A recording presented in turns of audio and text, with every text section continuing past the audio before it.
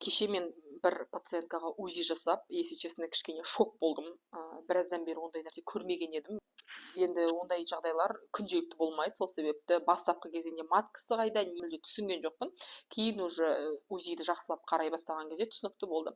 Жалпы пациентка 36 жаста, задержкамен келді. На беременность положительный, ХГЧ-нің результаты 1042 болыпты. Сонымен мен УЗИді жасап қарай бастаған кезде маткасының размері өте үлкен екен. Сөйтіп жақсылап абдоминальный датчикпен қарасақ, ол кісіде өте көп миома бар екен. Миомалардың бәрі интрамуральный, примерно осындай, мінекей осындай миомалар. Осындай миомадан жатырдың осында дейді 10 сантиметрлік миома бар. Мына жағында 6 сантиметрлік миома бар, мына жерінде 3-4 сантиметрлік миомалар өте көп. Жатырдың размері шамамен где-то 5 сантиметрдей болады, 5-5,5 сантиметрдей болады.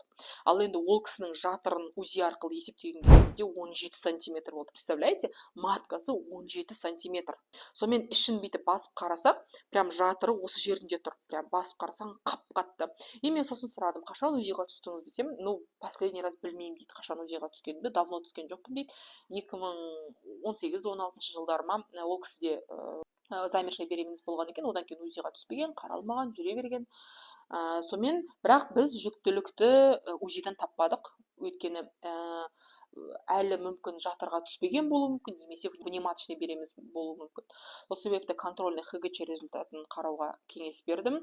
Және де жатыр түктері, аналық бездері мүлде көрінбейді, өйткені из-за того, что размер миомы өте үлкен болғандықтан мүлде датчикке көрінбейді.